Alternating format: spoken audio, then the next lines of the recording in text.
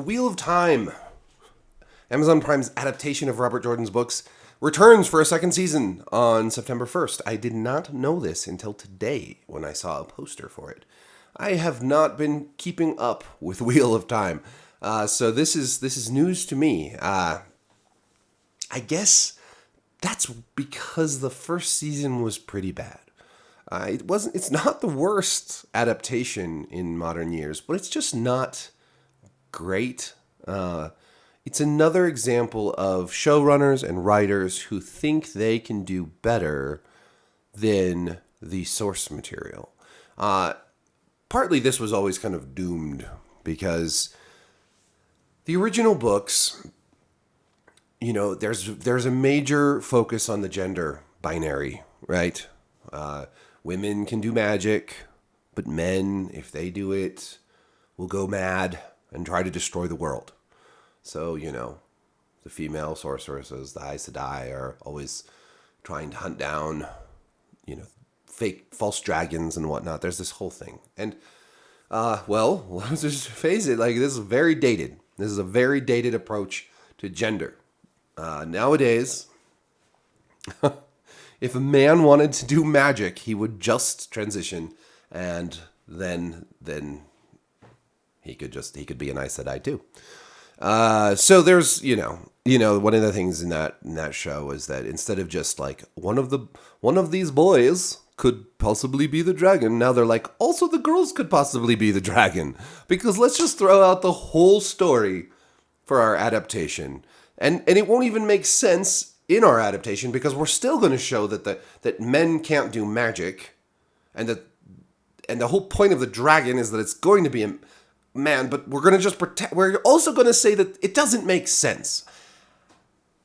And all of these adaptations keep doing this because modern cultural, social politics dictate that we have to adapt everything that was written from the past or created in the past. When we adapt it or create a spin-off or a sequel or a remake, whatever, we have to diversify it. We have to ignore the source material because it's more important for us to present a world, a story that fits into our ideological conception of what the world should look like now. But that doesn't make sense. They're doing this even now for historical fiction. The new trailer for MGM's The Winter King, based on Bernard Cornwell's Warlord Chronicles. In that trailer, we discover, and I guess I just didn't know this. I think this is not news, but Merlin is a relatively young black man.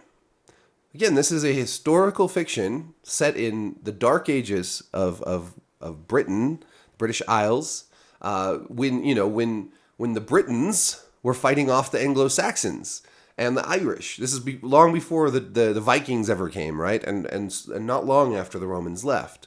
A time of druids, and in Cornwell's books, a time of the early battles between the pagans and the Christians. And Merlin in this story is a wise old elder of the British people, of the Britons, pre-Saxon Britons, and he's a crazy old fanatic trying to protect the old ways and the old gods, and they've cast him as a black man, even though this was a time and a place where there were virtually no black people.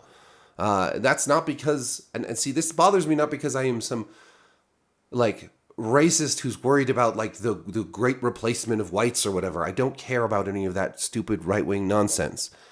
What I do care about is authentic stories that are true to the source material and that create a world that's believable, plausible, and unique. In Cornwell's stories, there is a character who is black. His name is Sagramore. He is a knight of Arthur's court. He comes from Africa, and everyone who sees him is startled and taken aback because they've never seen a black person before. That's kind of what makes that character so interesting. Kind of similar to what's his face in Robin Hood, Prince of Thieves. Morgan Freeman's character. I don't remember his name right now, but anyways, he's from Africa, and he comes back with Robin Hood from the Crusades because he owes him a life debt or something, and he's the only black character in the movie. But his blackness actually matters. He's not just presented as just another character. Like his culture, his religion, he's a Muslim. That all features in the story, and that makes it a more interesting story. In The Witcher, you have, just a grab bag of races. Apparently, the continent, which is based on, the Eastern European kingdoms, essentially, apparently is actually an extraordinarily diverse place. So much so that nobody even notices that some people are black, some people are white, some people are Asian, whatever. It just creates a generic feeling world rather than something that is believable and lived in. I have no problem with diversity in modern day settings, in futuristic settings like The Expanse. And you're not seeing me make videos saying, "Oh, The Expanse is too diverse."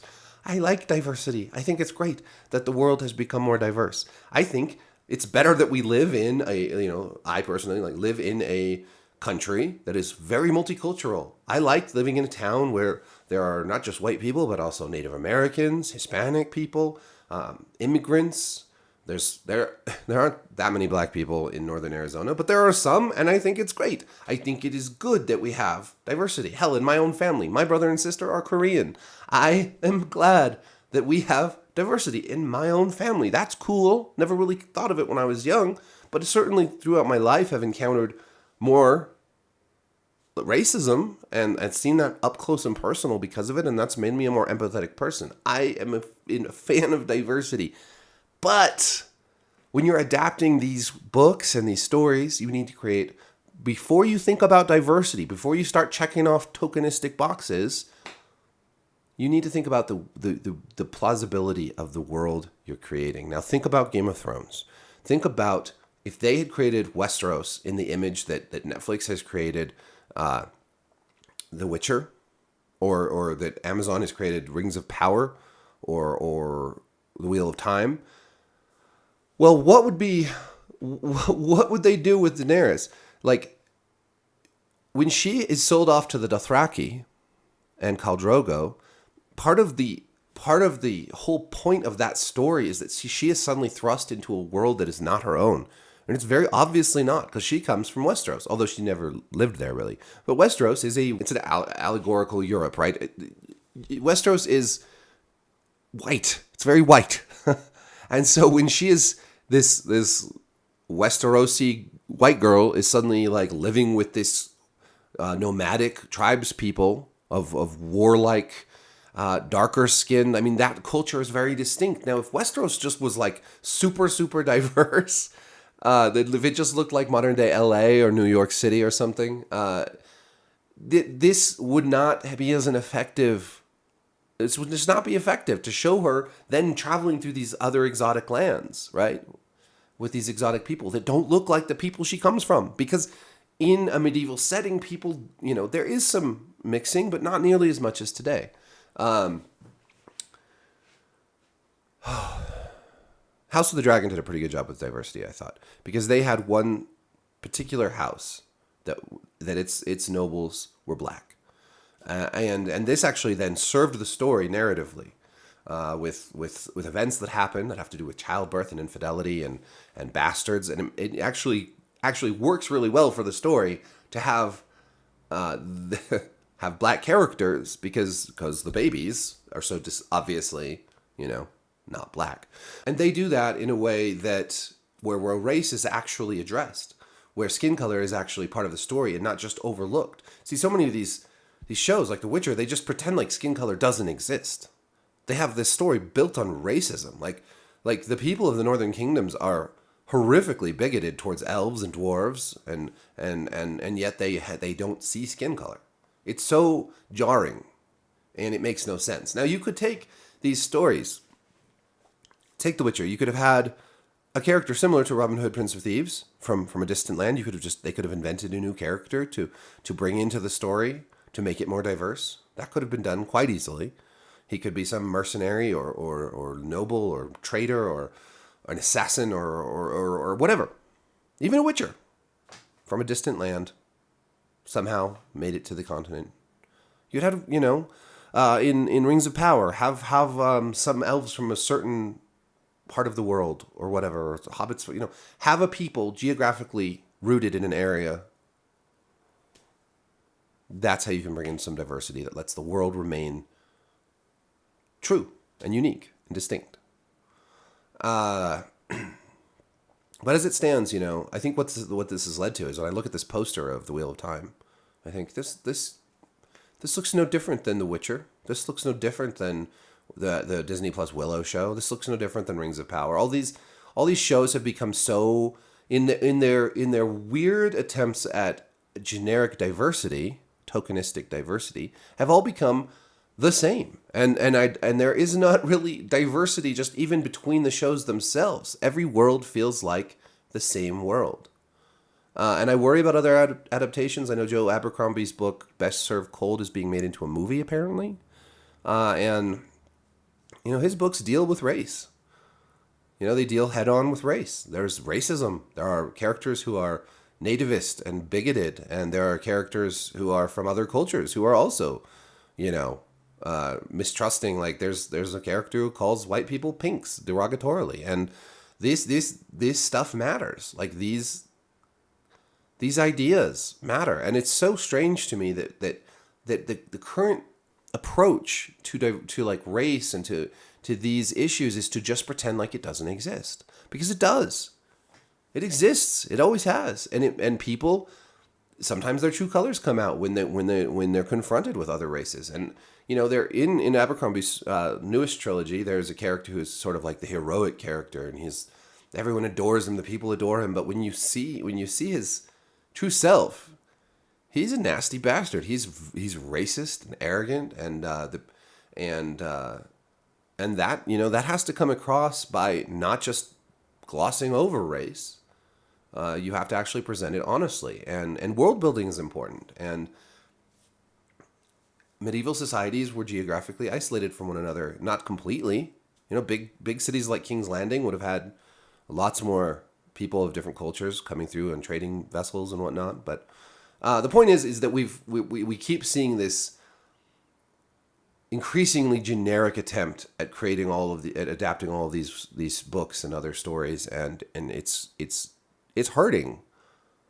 It's hurting them, and it's not just the token diversity, the corporate diversity. It's also over-reliance on CGI. It's bad writing.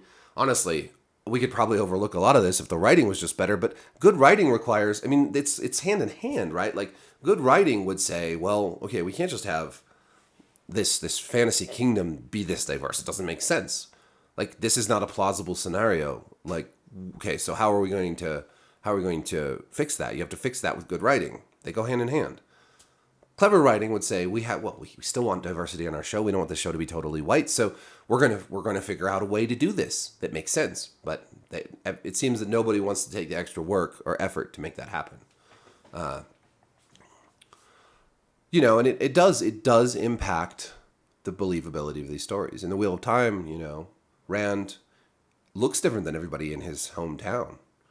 He's got red hair. He looks different. They actually did cast him looking pretty much the way I would picture him, but the people of his town all look so different from one another. He hardly stands out. You've got people of in this little isolated village, you have people of every race imaginable, and yet somehow we're supposed to think that he's the one that stands out because he has red hair. It doesn't make sense. It just doesn't make sense. None of this makes sense. So yeah, I don't know. It's like the new Peter Pan. Back in the days of Hook, you had a very diverse group of Lost Boys, but it's just not good enough anymore. The Lost Boys have to be girls now too, which just misses the whole point of Peter Pan and Wendy, and diminishes Wendy's character in the process. So we just keep seeing these what I can only describe as blind ideology, rather than any sort of care for storytelling or authenticity. And that sucks. And I hope to God someday we get back to a point where we're making shows as good as Game of Thrones, or movies as good as Peter Jackson's Lord of the Rings, but also investing in new shows and new stories and fantasies from other parts of the world, and more content like the Kingdom, right? Not The Last Kingdom, but The Kingdom. Well, The Last Kingdom too. That was a great adaptation overall. But The Kingdom, which I bring up all the time, but I want to see more. Asian fantasy, African fantasy, whatever. There are so many different cultures and stories out there. Let's get more shows like that. Yeah. Down with generic fantasy. Thanks for watching. Peace.